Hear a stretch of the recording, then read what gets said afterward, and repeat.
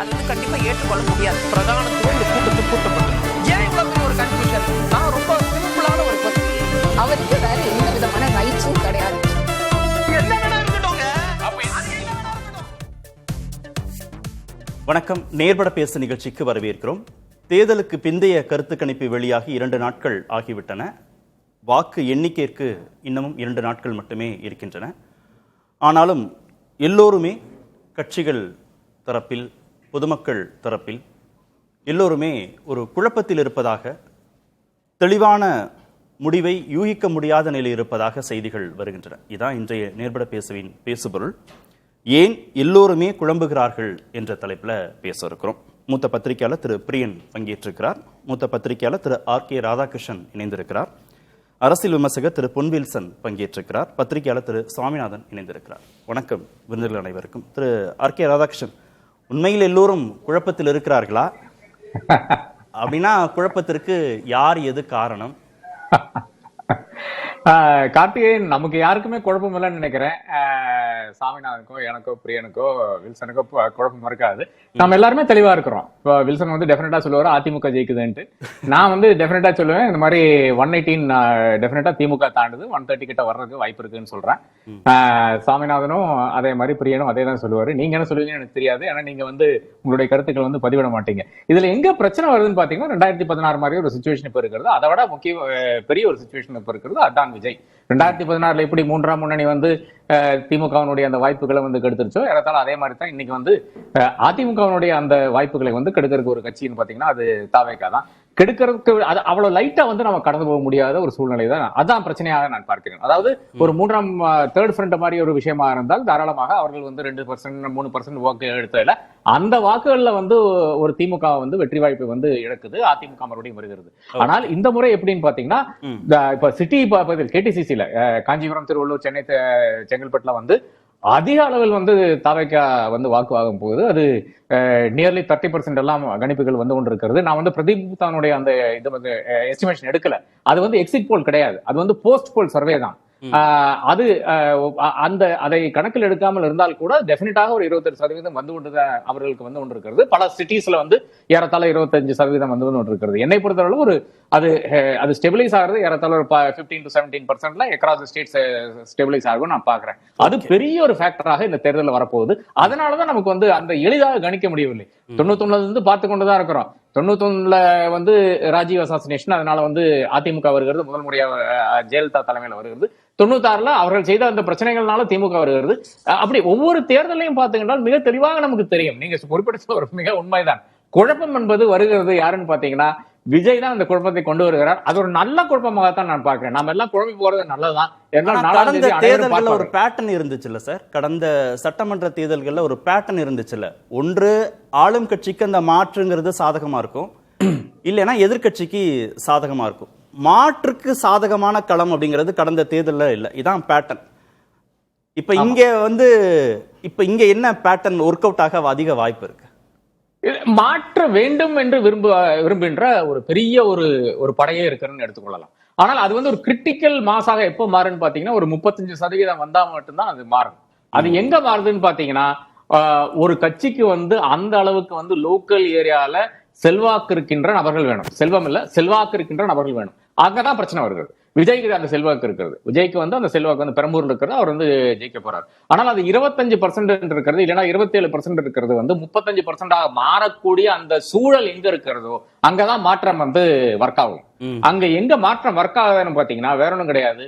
சரி, இப்போ வந்து முதல் முறையாக மு.க. ஸ்டாலின் என்ற திமுகவினுடைய முதல் முறையாக ஒரு திமுக முதலமைச்சருக்கு வந்து ஆன்டி இன்கம்பன்சி கிடையாது. அப்போ அவருக்கு அது இல்லாதனால திமுக மேல இருக்கிறது, திமுக அமைச்சர்கள் மேல இருக்குது, திமுக ஒன்றிய செயலாளர் மேல இருக்குது, அதே மாதிரி கவுன்சிலர் நிறைய பகுதி செயலாளர் மேல எல்லாரும் மேலே ஒரு ஆன்டி இன்கம்பன்சி இருக்கத்தான் செய்யும். அவர்கள் மேல ஒரு வெறுப்பு இருக்கத்தான் செய்யும். அதுல யாருக்கும் மாற்றுக்கிறது இருக்க முடியாது. சரி, இந்த ஒரு நல்ல மனுஷனுங்க ஏதாச்சும் அடுத்த வாட்டி வந்தா நல்லா இதுவரை நல்லா பண்ணுவாரு, பெண்களுக்கு இவ்வளவு கொடுத்திருக்காங்க, அந்த 1000 rupees பெண்களுக்கு பெரிய ஒரு மார்க்கெட்டிங் ஸ்ட்ராட்டஜி மூலியமாக பாக்கி இருக்கின்ற மக்களுக்கு கொண்டு சேர்க்கிறாரு இல்லையா. தமிழகம் மட்டும் கிடையாது, இந்தியா ஒட்டுமொத்தமும் இருக்கின்ற அந்த மக்களுக்கு கொண்ட இந்த சேர்க்கக்கூடிய அந்த விதம் இருக்கு இல்லையா, அது நிச்சயமாக அது ஒரு பெர்செப்ஷன் வந்து பயங்கரமான கிரியேட் பண்ணுது. திமுகவுக்கு இல்லாத ஒரு பெர்செப்ஷன். அதாவது திமுக தான் ஒன்றிய அரசுக்கு எதிராக பல விஷயங்கள் இருக்குது, பெடரலிசம் ஏதோ கலைஞர் பண்ணாது ஒன்றும் மு.க. ஸ்டாலின் இன்னும் பண்ணவில்லை. அப்படி இருந்தால் கூட மத்திய அரசாங்கத்துக்கு எதிராக நிற்கின்ற ஒரே ஒரு அரசாங்கம் இல்லை, ரெண்டு அரசாங்கம், ரெண்டு பேர் தான் இருக்காங்க. அந்த பெர்செப்ஷன் கிரியேட் பண்றது பெரிய ஒரு சக்சஸ் வந்து இவருக்கு வந்திருக்கிறது. அதனால கூட சில வாக்குகள் வந்து ஒரு ஆன்டி இன்கம்பன்சி இல்லாத ஒரு நிலைமை நான் பார்த்து கொண்டிருக்கிறோம். அந்த பெண்களுக்கு கொடுத்த காசானாலும் சரி, இந்த பஸ் பயணமானாலும் சரி, இதெல்லாம் வந்து பாக்கி இருக்கின்ற மாநிலங்கள் வந்து அடாப்ட் பண்றாங்க. அதுவும் ஒரு பெரிய செல்லிங் பாயிண்டாக இவர்கள் எடுத்து செல்கிறார்கள். அப்ப அந்த அளவுக்கு தமிழ்நாடு வந்து ஒரு முன்னுதாரணமா இருக்கிறது. முன்னுதாரணமா முன்னாடி இருந்ததா, ஜெயலலிதா அம்மையார் காலத்துல இருந்தா இருந்திருக்கிறது. ஆனால் அதை வந்து யாரும் மார்க்கெட் பண்ணவில்லை, இந்த முறை மார்க்கெட் பண்ணியிருக்கார்கள். அதனால அதுக்கும் டெஃபினட்டாக ஒரு பாசிட்டிவிட்டி இருக்கும். ஓகே, வாக்குப்பதிவுக்கு பிறகு யாரை கேட்டாலும் டிவிகேக்கு ஓட்டு போட்டிருக்காங்க அப்படின்னு பேசுனதுனால டிவிகேக்கு எட்ஜ் இருக்கும் அப்படிலாம் யோசிக்கப்பட்டது. தேர்தலுக்கு பிந்தைய கருத்து கணிப்பு வெளிவந்த பிறகு பெரும்பாலான தேர்தலுக்கு பிந்தைய கருத்து கணிப்புகள் திமுகவுக்கு அதிக வாய்ப்பு இருப்பதாக சொன்ன பிறகு திமுகவுக்கு வாய்ப்பு இருக்குமோ அப்படின்னு யோசிக்கப்பட்டது. ஒரு சில கருத்து கணிப்புகள் மட்டும் டிவிகேக்கும் வாய்ப்பு இருக்கும். ஆனா இந்த குழப்பம் தீர்ந்தபாடே இல்லையே. வாக்குப்பதிவு முடிஞ்ச பிறகும் தீர்ந்தபாடு இல்லை, எக்ஸிட் போல் வந்த பிறகும் தீர்ந்தபாடு இல்லையே. ஆமா ஆமா, இது வந்து எங்க ஆரம்பிக்குன்னு பாத்தீங்கன்னா பிரதீப் குப்தான்ற ஒரே நபர் தானுங்க. நான் டெல்லியில் உட்காந்துருந்தேன், என்டிடிவியில உட்காந்துருந்தேன். அந்த டைம்ல தான் இந்த வருது. நான் ஸ்டண்ட் ஆயிட்டேன். தமிழகத்தை தெரிந்த அனைவரும், வசுதா வேணுகோபால், வீரராகவ், நாராயண லட்சுமண், நாங்க 4 பேரும் பேசாம உட்காந்துருக்கோம். இந்த வட இந்தியர்கள் எல்லாம் பேசிக்கொண்டே இருக்கிறார்கள். அப்ப குழப்பம் எங்க வருதுன்னு பாத்தீங்கன்னா இதெல்லாம் வருது. அதன் பிறகுதான் அந்த ஆராய ஆரம்பிச்சோம். அவருடைய அந்த 16,000 கிலோமீட்டர் பயணித்தோம். அது வந்து நம்ம வந்து ஆக்சுவலா ஆராய்ந்து பார்த்தால் 40 மணி நேரம் அவங்க வேலை செய்திருக்கிறார்கள் என்று தெரிகிறது. இந்த இன்டர்வியூஸ் எடுத்திருக்காங்க, 44 இன்டர்வியூஸ் எடுத்திருக்காங்க, பணி செய்திருக்காங்க. அது எப்படிங்க ஒரு எக்ஸிட் போலா இருக்க முடியும்? எக்ஸிட் ஒரு நாள்ல 24 மணி நேரம் தான் இருக்கிறது. உங்களுடைய டைம் எப்ப ஆரம்பிக்கணும்னு பாத்தீங்கன்னா 6 மணிக்கு தான் ஆரம்பிக்கணும். இல்ல அதுக்கு முன்னாலே ஆரம்பிக்கணும் கூட எடுத்துக்கலாம். அதாவது நீங்க வெளியே நின்று இருந்தீங்க, போலிங் ஸ்டேஷன் வெளியே நின்று இருந்தீங்க, அது செய்யக்கூடாது.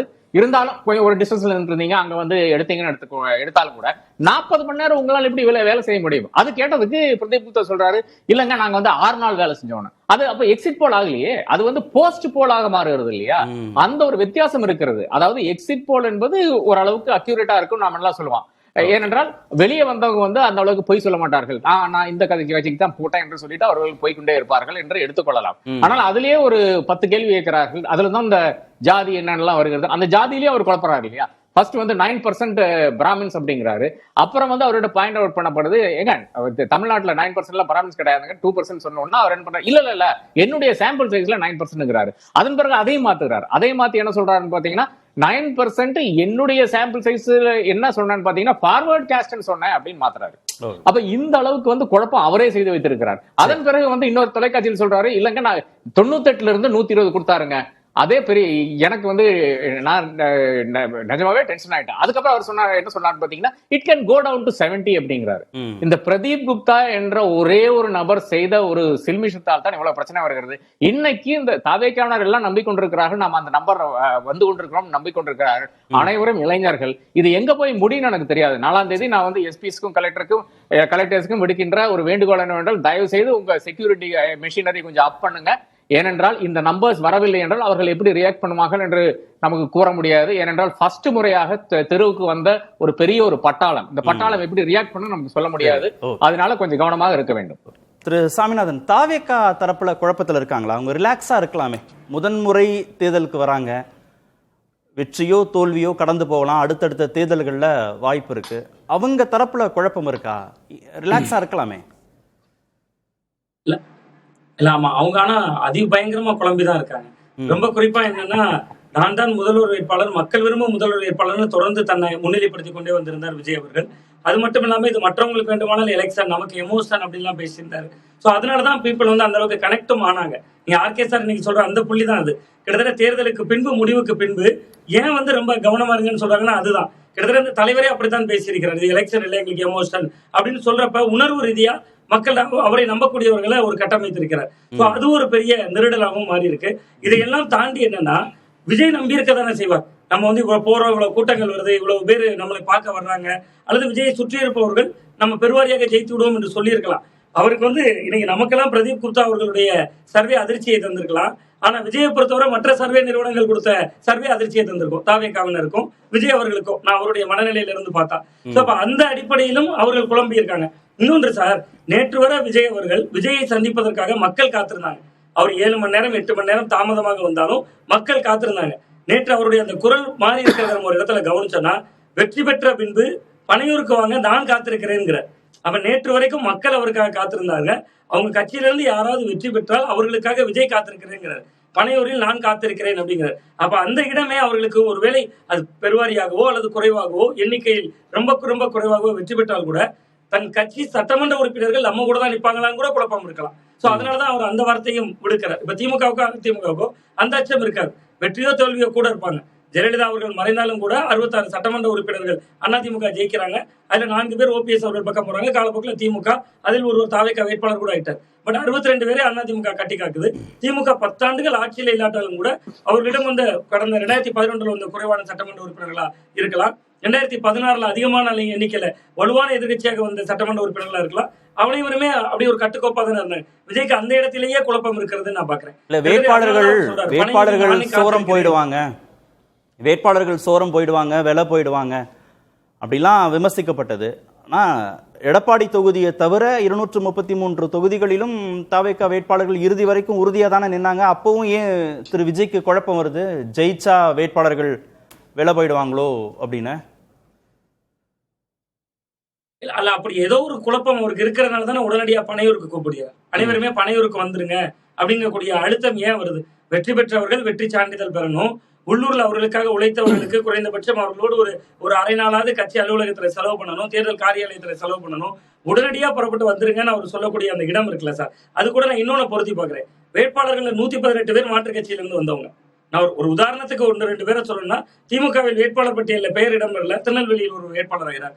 அதிமுக வேட்பாளர் பட்டியலில் பெயர் இடம்பெறல, உடனடியா நாங்குநேரி வேட்பாளர் ஆகிறார். இப்படி 118 பேர் மாற்றுக் கட்சியிலிருந்து வந்திருக்காங்க. இங்கிலீஷ்காரன் ஒரு படத்துல சத்யராஜ் கிரிக்கெட் விளையாடுவதற்கு ஆள் பிடிக்கிற மாதிரி கிட்டத்தட்ட அந்த 118 பேரையும் பல்வேறு கட்சிகள்ல இருந்து சீட்டு கிடைக்காதவர்கள் வந்திருக்காங்க. சோ அவர்கள் அதே மாதிரி இருப்பாங்களா வெற்றி பெற்ற பின்பும் அப்படிங்கக்கூடிய ஒரு குழப்பமும் தாவேக்காக இருக்கலாம். பட் விஜயனால இன்னைக்கு எல்லா கட்சியிலும் குழம்பிதான் இருக்காங்க. பட் விஜய் கட்சியும் குழப்பத்துலதான் இருக்கு அப்படின்னு தான் நான் பாக்குறேன். இப்ப வெற்றியை கடந்து தோல்வியை ஏற்றுக்கொள்ளாத மனநிலை தலைமையிலிருந்து கீழே வரைக்கும் அழுத்தமா பரவிடுச்சாப்போ? ஆமா சார், கிட்டத்தட்ட நீங்க விஜய் தோல்வி அடைவார் என்று சொன்னா அதை நம்பாத பெருங்கூட்டம் இன்னைக்கு உருவாயிட்டாங்க. நீங்க விஜய் தோல்வி என்று சொல்றது அந்த கட்சி ஆளுங்கட்சியாக வர முடியாது, இந்த தேர்தல் அதற்கான களம் இல்ல, ஒரு 20% வாக்கெடுக்கும்னா கிட்டத்தட்ட அவர்கள் பல பேர் அது எப்படி சாத்தியம், இவ்வளவு பேர் ஓட்டு போட்டுருக்கேன் அப்படின்னு நினைக்கக்கூடிய ஒரு மனநிலை கடைநிலை வரை வந்திருக்கிறது. அது ஒரு ஏற்றுக்கொள்ளாத நிலை என்று சொல்வதை விட நீங்க களம் திமுக அதிமுக அல்லது திமுக எதிர் பாஜக அப்படியெல்லாம் கடந்த கால தேர்தல்கள் இருந்திருக்கிறது. ஆனா இந்த தேர்தல் நான் சொன்னா கொஞ்சம் நகைச்சுவையா கூட இருக்கலாம், விஜய் வெர்சஸ் அதர்ஸ்னு மாத்திட்டாங்க மக்கள் மனநிலையில. நீங்க வெளியில வேண்டுமானால் நீங்க திமுகவுக்கும் பாஜகவுக்குமான போட்டி, திமுக வெர்சஸ் அதிமுக, சீமான் மாற்று சக்தி நிக்கிறார், பல வடிவங்கள் கொடுத்துக்கலாம். நம்ம ஏற்கனவே கூட நான் ஒரு விவாதத்துல குறிப்பிட்டேன் சார், 5 ஓட்டுல 1 ஓட்டு விஜய்க்கு விழுது அப்படிங்கிற வார்த்தையை நான் குறிப்பிட்டிருந்தேன்.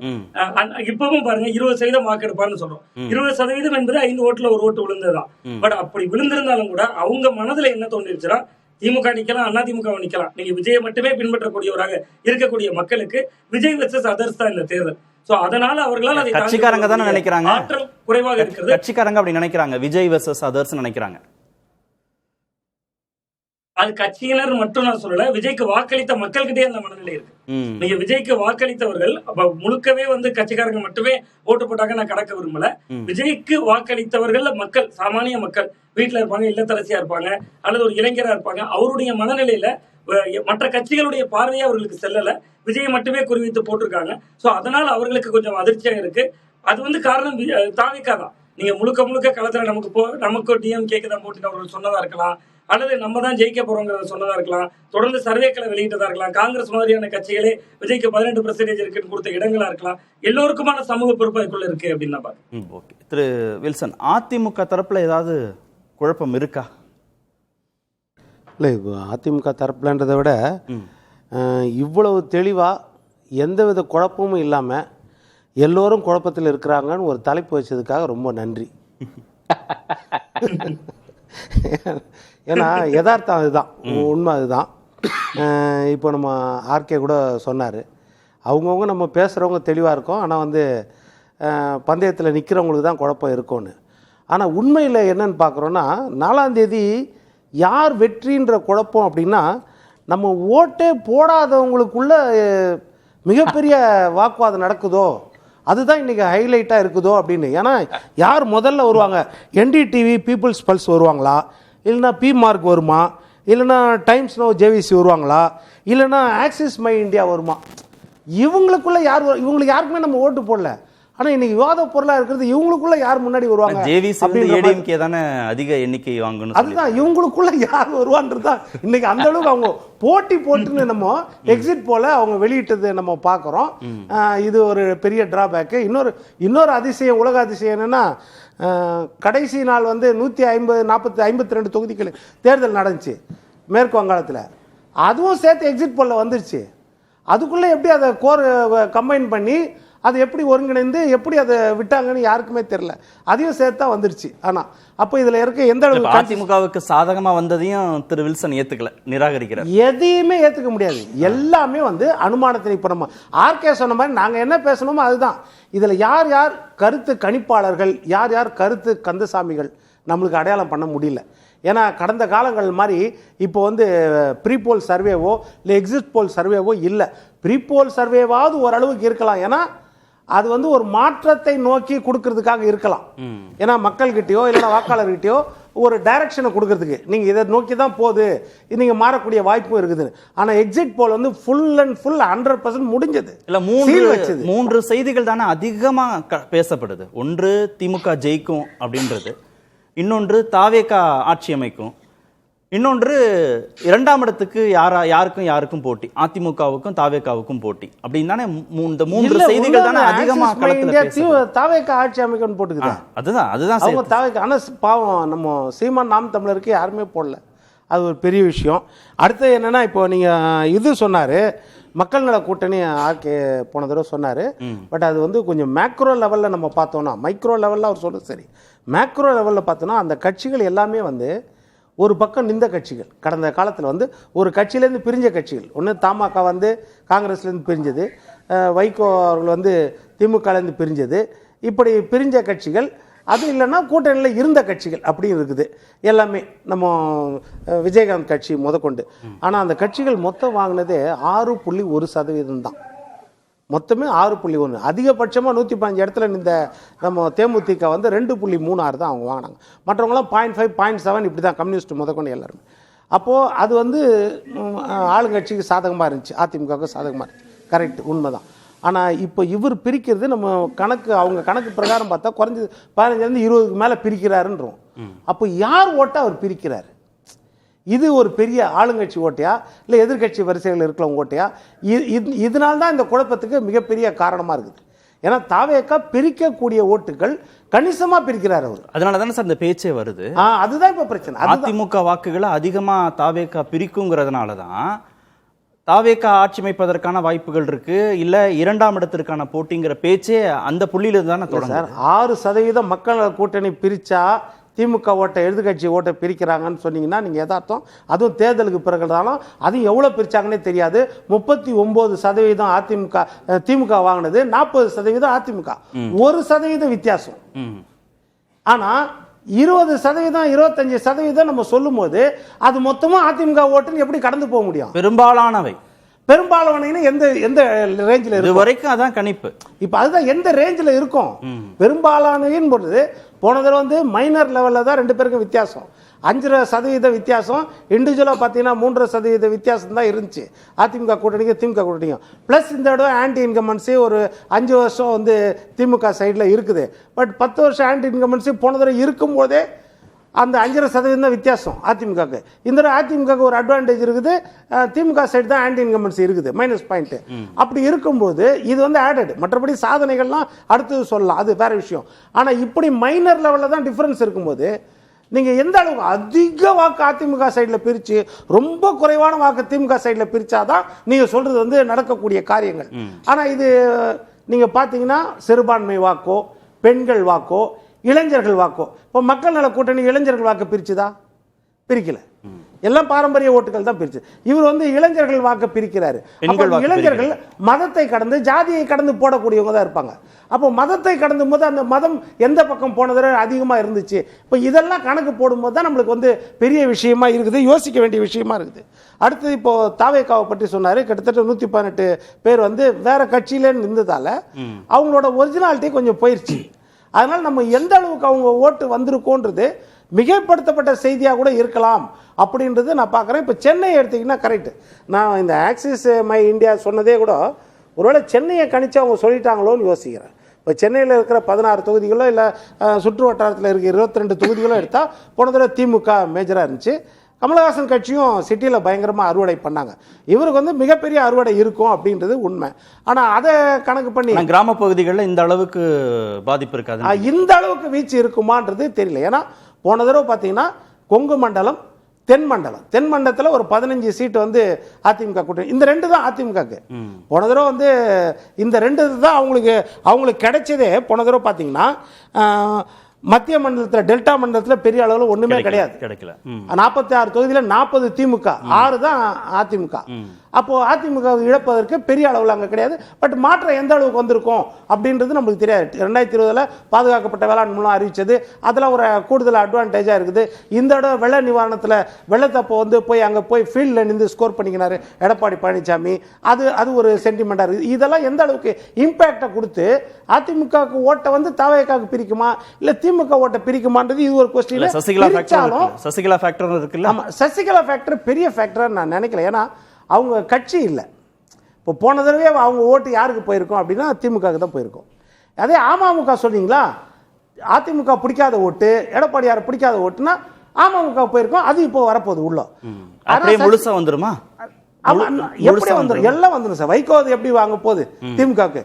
இத்தனைக்கும் வைகோ, துரை வைகோ மேடையிலே சொல்றாரு, கே நேரு உட்கார வச்சுன்னே சொல்றாரு என்னன்னு, உயிரே போனாலும் நான் உதயசூரன் நிற்க மாட்டேன். ஆனால் ஓட்டு வந்துருச்சே, ஜெயிச்சு சார். அதனால இதெல்லாம் வந்து மாறிடும் வாய்ப்பு இருக்கிறது. இந்த வார்த்தைகள்லாம் மாறாது. இப்போ ராகுல் காந்தி கொடுக்க வேண்டிய மரியாதை கொடுக்கல, கூட்டணி கட்சிகள் நிற்கலன்னா அதில் சிலர் வந்து பாரம்பரிய வாக்குகள் சிலது வந்து தாவேகா பக்கம் போயிருக்க வாய்ப்பு இருக்குது. இதெல்லாம் வந்து ஒரு ஒரு ஒரு நம்ம இது கணிப்பு தான். இது பொய்க்க கூட வாய்ப்பு இருக்குது, இல்லைன்னு சொல்லலை. இன்னொன்று, நீங்கள் ரீல்ஸை பற்றி ரொம்ப கவலைப்பட்டாரு. தாவேகாவை பொறுத்த வரைக்கும் அவங்க தெளிவாக இருக்கிறாங்க. அதாவது அரசியல் புரிதல் இருக்குதோ இல்லையோ, தலைவர் புரிதல் நிறையா இருக்குது. விஜயை பார்க்கணும், விஜய் முன்னாடி நம்ம ஸ்டாண்ட் பண்ணோம், விஜய் முன்னாடி ஆர்ப்பாட்டம் காட்டணும், அதுக்கெல்லாம் பயங்கரமாக எகிருவாங்க, எல்லாம் செய்வாங்க, ரீல்ஸ் போடுவாங்க, எல்லாம் செய்வாங்க. விஜய்க்கு ஒரு சோதனைனா பெரிய அளவில் நிற்க மாட்டாங்க. 41 பேர் மரணத்தில் பார்த்தோம், கரூர் மரணத்தில். நம்ம புஷி ஆனந்த்லேருந்து அத்தனை பேரும் தேடல் பட்டியலில் இருந்தாங்க. ஆனால் எந்த இடத்துலையும் ஒரு போராட்டமோ ஆர்ப்பாட்டமோ ஒரு சிறிய அளவில் கூட அந்த மக்கள் பண்ணவே இல்லை. வருத்தம் தெரிவிக்கிறது அஞ்சலும் பெரிய அளவில் பண்ணலை. அவரை சிபிஐ விசாரணைக்கு அழைக்கும் போது கூட ஒரு பெரிய எதிர்ப்போ எங்கேயோ காட்டவே இல்லை. அப்போ நம்மளுக்கு தெரியும் அந்த மக்கள் வந்து ஆதரவு நிலைப்பாடுனா தெளிவாக இருக்கிறாங்க, சோதனை நிலைப்பாடுனா கொஞ்சம் தயங்குவாங்க அப்படின்றது நம்மளுக்கு தெரியும். ஒருவேளை பின்னடைவினாலும் பெருமளவு அவங்க ஒன்றும் ரியாக்ட் பண்ண மாட்டாங்க. பெரிய ரியாக்ஷன் இருக்காது, சீரியஸ் ரியாக்ஷன். பட் ரிஸ்க் எடுக்கக்கூடாது, கவுன்சிலிங் பண்ணுன்றது கரெக்ட் தான், உண்மையா. ஆனால் பனையூரில் வச்சு அவர் பேசின விஷயம் எதுக்காகனா யதார்த்தத்தை நீங்கள் புரிஞ்சுக்கணும். அவர் புரிஞ்சுக்கிட்டாரு கிடையாதுன்னு, யாருக்கும் மெஜாரிட்டி வராதுன்ற ஒரு எண்ணத்தில் இருக்காரு. அந்த மெஜாரிட்டி வராத போது நம்மளுக்கு கிடைக்கல 5 எம்எல்ஏவோ 4 எம்எல்ஏவோ 3 எம்எல்ஏவோ 10 எம்எல்ஏவோ விலைக்கு போயிடக்கூடாதுன்றது அவர் அந்த எண்ணம், அந்த எண்ணமாக தான் இருக்கலாம். ஓகே திரு பிரியன், திமுக தரப்புக்கு கருத்து கணிப்புக்கு பிறகான நிலையில் ஏதாவது குழப்பம் இருக்கா? தனிப்பெரும்பான்மையோடு ஆட்சி அமைக்கிறதுலையோ இல்லை கூட்டணி ஆட்சின்னு மற்ற கட்சிகள் பேசுவது குறித்தோ இதில் ஏதாவது அவங்களுக்கான குழப்பங்கள் இருக்கா? இல்லை, வந்திருக்கிற கருத்து கணிப்பில் பெரும்பாலான கருத்து கணிப்புகள் வந்து திமுகவுக்கு சாதகம், திமுகவுக்கு ஃபேவரபுளாக தான் இருக்குது. 120லேருந்து 170 வரையும் கொடுக்குறாங்க. அதனால் அவங்களுக்கு என்ன தயக்கம் இருக்கலாம்னா, அவங்க 200 ரீச் பண்ணுவோன்னு சொல்லிட்டு இருக்காங்க இல்லையா. அதனால் இந்த இதை ஏற்றுக்கிறதுக்கு ஒரு மனசு இல்லாமல் இருக்கலாம். ஒரு வேளை நம்ம அதை ஏற்றுட்டோன்னா அவங்களே இறங்கி விட்டாங்க பார்த்தீங்களா, அவங்களே 170 தான் வரும்னு நினைக்கிறாங்கன்னு மற்றவங்க விமர்சனம் பண்ணுவாங்கல்ல. அதனால் கொஞ்சம் அடக்கி வாசிக்கிறாங்க அப்படின்ற மாதிரி நான் நினைக்கிறேன். ஆக்சுவலாக வந்து அந்த ஏன்னா அதை ஒத்துக்கிறதுக்கு மனசு அவங்களுக்கு இல்லைன்னு நினைக்கிறேன். அவங்க 200 234 கூட வின் பண்ணுவோன்னு சொல்லிட்டு இருக்காங்கல்ல, அது சாத்தியம் இல்லை. 170 வரையும் தான் போகுது ஃபிகரு அப்படின்ற போது அவங்க யோசிக்கிறாங்க. அதை ஆதரிக்கிறது எதுக்கிறது போன்ற எந்த நிலையும் எடுக்காத இருக்கிறத நம்ம பார்க்குறோம் நம்ம. ஆனால் எடப்பாடிக்கு வந்து ஒரு கலக்கம் வந்திருக்குன்றது நேற்று அறிக்கையிலேருந்து தெரியுது. கலங்க வேண்டாம்லாம் அறிக்கை விடுறாருல அவர். கட்சிக்காரங்க கொஞ்சம் டிஸ்கரேஜ் ஆயிருக்காங்க, கொஞ்சம் ஒரு மாதிரி பின்னடைவு வருமோன்னு பயப்படுறாங்க அப்படின்ற மாதிரியான ஒரு தோற்றம் தெரியுது. தேர்தலுக்கு பிந்தைய கருத்து கணிப்புல அதிமுகவுக்கும் வாய்ப்பு இருப்பதாக தானே சில நிறுவனங்கள் அதிமுக வாய்ப்பு 2 நிறுவனங்கள் ஒரு கருத்து கணிப்பு இழுபறி நிலைமை சொல்லுது, ஒரு கருத்து கணிப்பு கிளியரா தாவேக்காக்கு 120 வரையும் ஸ்பிக் இந்தியாவும் சொல்லுதுல்ல கொடுக்குறாங்க. ஸ்பிக்லாம் அது கணக்கில் எடுத்துக்கல, சேனல்ஸ்லாம் ஒரு பக்கம் இருந்தால் கூட சேனல்ஸ் கணக்கில் எடுத்துட்டு இது சொல்கிறேன் நான், மெயின் ஸ்ட்ரீம் சேனல்ஸ் எடுத்துட்டு சொல்கிறேன். ஸோ அதனால் வந்து அந்த பிரதீப் குப்தா பற்றி தான் இப்போ பேசுகிறாங்க. எனக்கு என்ன டவுட் என்னென்னா, மற்ற எல்லாரோட விடையும் நம்ம ஸ்டாண்டர்டோனாக இருக்கணுன்றதுக்காக பிரதீப் குப்தா இதை கொடுத்தாரான்னு எனக்கு டவுட்டாக இருக்கு. கருத்து கணிப்பு இவ்வளோ வேலாம் கொடுப்பான்னு தெரியும், நம்ம இதுலேருந்து விலகி நம்ம ஸ்டாண்ட் அலோனாக இருக்கணும், நம்மளை பற்றியே பேசணும் அப்படின்றதுக்காக இதை கொடுத்துட்டாரோ, ஹைப் பண்ணிட்டாரோ எனக்கு 2 நாள் இது மார்க்கெட்டிங் தான் சார், இது ஒரு மார்க்கெட்டிங் தான். 2 நாள் பேசுபொருளா இருக்கும். இது ஒரு பெரிய மார்க்கெட்டிங் இல்லை இது. இப்போ நம்ம தொடர்ந்து 3ஆவது நாளாக பேசிட்டு இருக்கோம்ல, திட்டமிட்டு பண்ண விஷயமானு எனக்கு யோசனையாக இருக்கு. ஏன்னா தமிழ்நாட்டை பற்றி ஒரு அடிப்படை அறிவு இருக்கிறவங்க கூட சொல்ல மாட்டான், அரசியல் அறிவு இருக்கிறவங்க கூட. நல்லா பிரதீப் குப்தாக்கு மண்டையில் அடிக்கிற மாதிரி சொல்கிறேன், உனக்கு தமிழ்நாட்டை பற்றி எந்த அடிப்படை அறிவும் கிடையாது உனக்கு. நான் சொல்கிறேன், என்கிட்ட வந்து பேசட்டும், 1 to 1 பேசட்டும். நல்லா சொல்கிறேன் சார், 90லேருந்து 110 இடங்கள் வரும்னு திமுக சொல்கிறார், அதை பற்றி எனக்கு கவலை இல்லை. 98லேருந்து 120 இடங்கள் வரையும்னு தாவேக்காவுக்கு சொல்கிறார். நான் கேட்குறேன், அப்படி 2 பேரும் ஆவரேஜாக 100 இடங்கள் வருவார்னு ஒரு கணக்கில் இவர் வச்சார்னா, அப்போ 200 இடங்களில் திமுகவுக்கும் தாவேக்காவுக்கும் தான் சார் நேரடி போட்டி இருக்கணும். அப்படிதான் இருக்க முடியும், அப்படிதான் இருக்க முடியும். அது இருக்குமா? தமிழ்நாட்டில் இருக்கா சார் அது? அப்போ என்ன உங்க கருத்து கணிப்பு?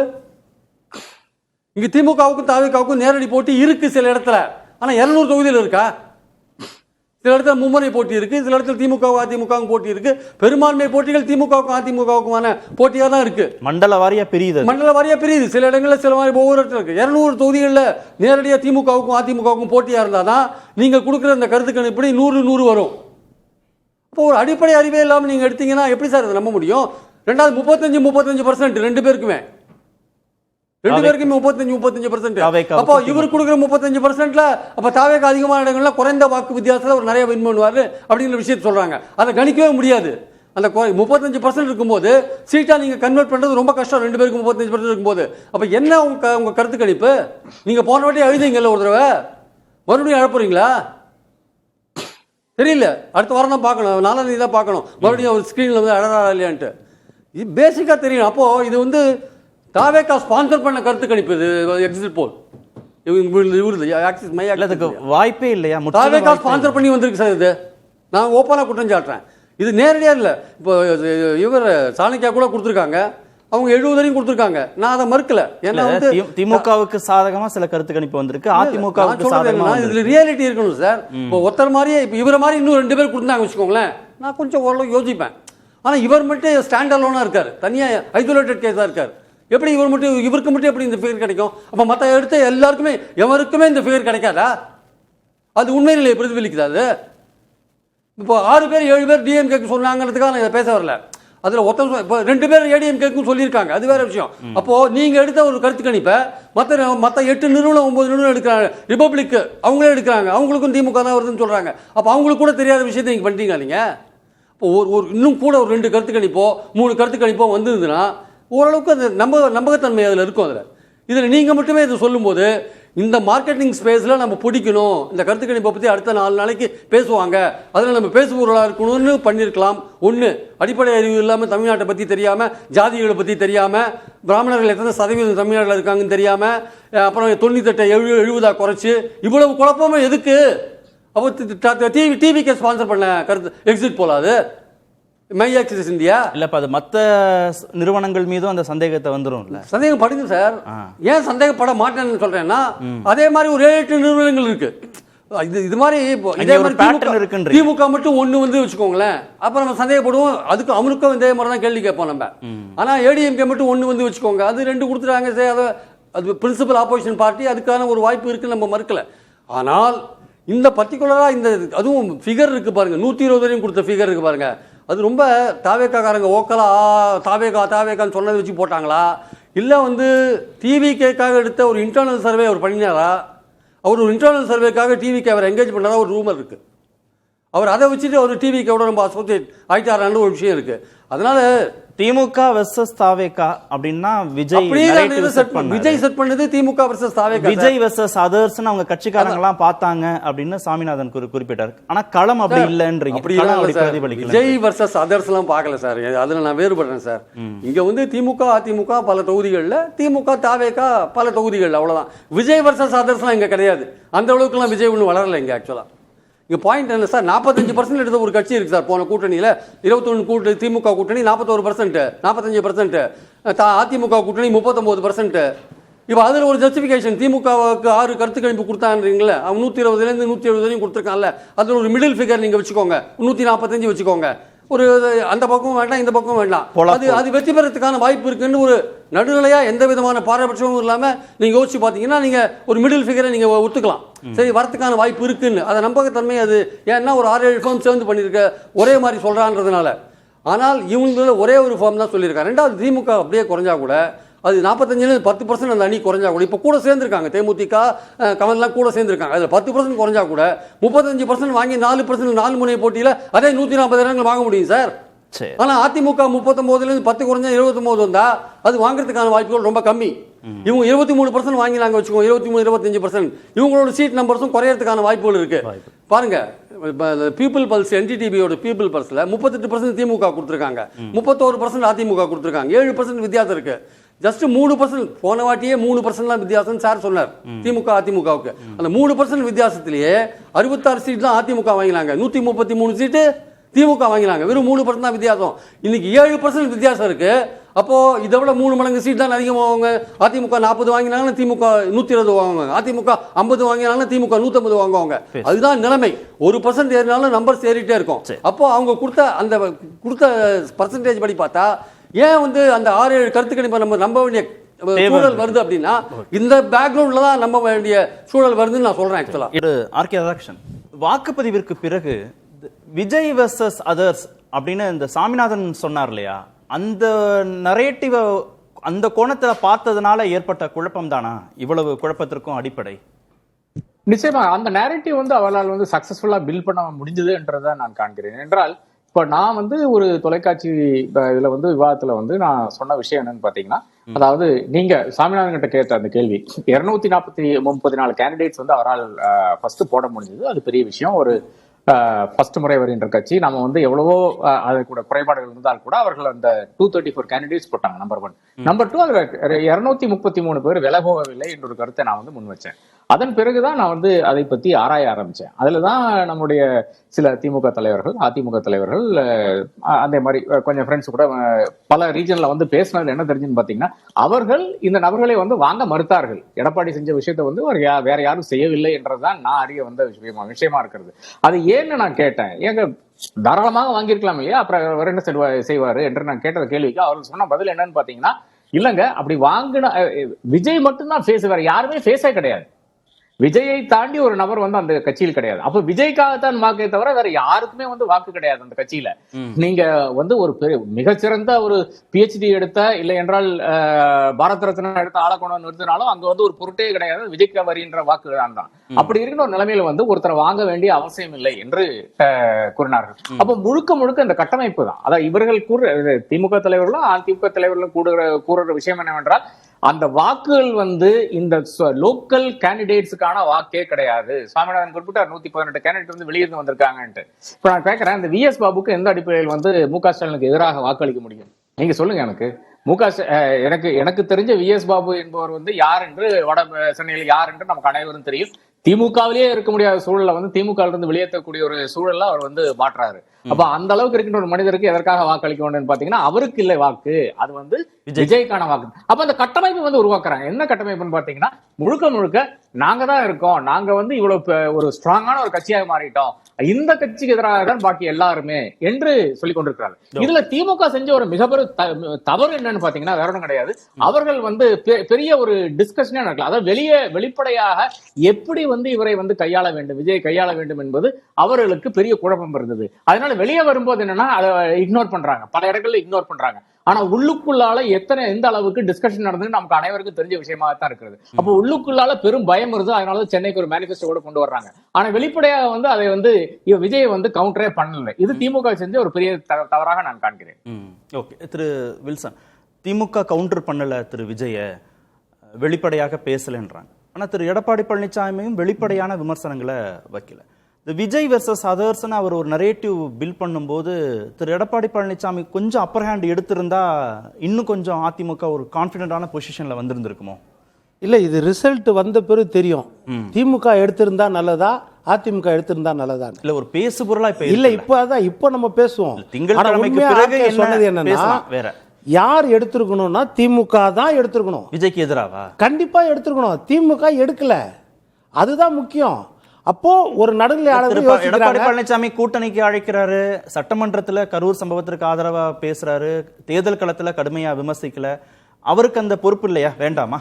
அதை தான் நீங்க யதார்த்தமா யோசிச்சு பாருங்க. எடப்பாடி பழனிசாமி எதிர்கட்சி வரிசையில் இருக்கிறாரு. ஒரு தவறு நடக்க இருக்கும்போது அந்த தவறை கண்டிக்கிறாரு. அந்த இடத்துல சென்டிமெண்டா ஸ்கோர் பண்றாரு. ஸ்கோர் பண்ணாரா இல்லையா? அன்னைக்கு கட்சிகளை தாண்டி எதிர்கட்சி வரிசையில் மட்டும் இல்லை, ஆளுங்கட்சியில் சில சென்டிமெண்ட்ஸ் இருக்கிறவங்க கூட நம்ம இவர் எடுத்த நிலைப்பாடு, எடப்பாடி எடுத்த நிலைப்பாடு சரிதான்ற லெவலில், ஆல் இண்டியா லெவலில் பேசுகிற அளவுக்கு இருந்துச்சா இல்லையா அந்த விஷயத்தில்? இன்னைக்கு அதே மாதிரி சிபிஐ கையில் போய் நிற்குதா இல்லையா அந்த வழக்கு? அப்போது அந்த இடத்துல யதார்த்தமா அரசியல் ஒரு பக்கம் நியாயத்துக்கு பேசினாலும் அரசியல் ரீதியா ஒரு ஸ்கோர் பண்ணாரு. தன்னை மறந்து கொடியோட வந்து நின்றாங்களா இல்ல? அடுத்த ஸ்டேஜ் சார், நீங்க அதுல ஒரு பொலிட்டிக்கல் கெயின் இருக்குன்னு ஒரு அரசியல் கட்சிக்கு கெயின் இருக்கு. அதான் என்னன்னு கேக்குறேன். ரிசல்ட்ல தெரியும் உங்களுக்கு, ரிசல்ட்ல தெரியும். பேசு பொருளா இல்ல. திங்கட்கிழமைக்கு பிறகு நம்ம பேசுவோம் சார். திமுகவை அந்த அளவுக்கு காட்டமா விமர்சனம் பண்ண போது கூட திருப்பி ஒரு ரியாக்ஷனும் கொடுக்கலன்னா அது பேசு பொருளா. விஜய் வந்துருவாரு, அதிக தொகுதிகள் பிடிச்சிருவாரு, 20-25% வந்துருவாரு, அதிமுக இடத்தை ரீப்ளேஸ் பண்ணிடுவாரு, அதிமுக வாக்குகளை அவர் பிரிச்சிருவாரு, இப்படிதானே பேசுறாங்க. இந்த இப்படி பேசாமையே தடுத்திருக்க முடியுமான்னு கேக்குறேன். அது பேச வேண்டிய அவசியமே கிடையாது. இது எப்போதுல இருந்தோ பேசினுக்கிறாங்க, 5 வருஷமா பேசினுக்கிறாங்க. ஓபிஎஸ் மொத்த ஓட்டையும் 1.5 கோடி ஓட்டையும் எடுத்துருவாரு. செங்கோட்டையன் தான் அந்த கட்சியில எம்ஜிஆருக்கு ஜெயலலிதாமாக்கு ரூட் போட்டு கொடுத்தவரு. 1.5 கோடி தொண்டரும் அவர் பின்னாடி தான் போயிருவாங்க. இதே போலதான் எல்லா நேரமும் பேசியிருந்தாங்க. ஆனா திமுகவை அட்டாக் பண்ணும் பொழுது திமுக ரியாக்ஷன் கொடுக்கல. அடுத்து ஒரே ஒரு விஷயம் சொல்றேன். திமுக பயந்தாங்களா இல்லையான்ற ஒரு கேள்வி கேக்குறீங்களா? திமுக பயப்படல அப்படின்னா இந்த நேரத்துல திமுகவும் சொல்லியிருக்கலாம் என்னன்னு, இந்த கணிப்பு பொய், நம்மளுக்கு 140 160 கொடுக்குறாங்க, நம்ம 234 ஜெயிப்போம், தொண்டர்களே சோர்வடையாதீர்கள், வெறும் நம்மள 160 சுருக்குறாங்க, நம்ம 234 நம்ம ஜெயிச்சிட்டோம். முதல்வர் சொல்லிருக்கலாம்ல, சொல்லிட்டார். முதல்வர் 200 தொகுதிகளுக்கு மேல ஜெயிப்போம்னு சொல்லி இல்ல சார், இந்த கருத்து கணிப்பு வந்த பிறகுதான், கருத்து கணிப்பு பொய்ன்னு சொல்லிருக்கலாம்ல வந்த பிறகுதான். ஓகே, திரு பிரியன் சார், யார் நினைச்சிருந்தா திரு விஜயோட எந்த வளர்ச்சியை மட்டுப்படுத்தி இருக்க முடியும்? திரு ஸ்டாலின் இன்னும் ஸ்ட்ராங்கா ரியாக்ட் பண்ணிருக்கணுமா? திரு எடப்பாடி பழனிசாமி ஸ்ட்ராங்கா ரியாக்ட் பண்ணிருக்கணும். ஏன்னா அவர் எம்ஜிஆர் படத்தையும் ஹைஜாக் பண்றாரு, ஜெயலலிதா படத்தையும் எடுத்துன்னு போறாரு. அந்த தலைவரெல்லாம் எடுத்துன்னு போகும்போது இவர் யோசிக்கணும் இல்ல, நம்ம இடத்துல தான் கை வைக்கிறாருன்னு. ஏன்னா திமுகவுக்கு மாற்று அதிமுக இதுவரையும் நம்ம பார்த்துட்டு வந்தோம். அந்த இடத்துல ஒரு திமுகவுக்கு எதிராக தன்னை பொசிஷன் பண்ணினா அப்போ யாரோட ஓட்டை அவர் எடுப்பார்? அதிமுகவுக்கு போகிற ஓட்டை தான் இருக்க முடியும். திமுகவுக்கு போகிற ஓட்டை கொஞ்சம் எடுப்பார், மைனாரிட்டி ஓட்டு எடுப்பார். ஆனால் பெரும்பான்மை ஓட்டு அதிமுகவுக்கு போகிற ஓட்டு தான். மாற்றம் வேண்டும் நினைக்கிறவங்க இதுவரை அதிமுக ஓட்டு போட்டுருந்தாங்க. வந்திருக்காரு அவர் அவருக்கு ஒரு தடவை போட்டு பார்த்தா என்னன்னு யோசிப்பாங்கல்ல. இது அதிமுக பல தடவை 32 வருஷம் ஆண்டுட்டாங்க.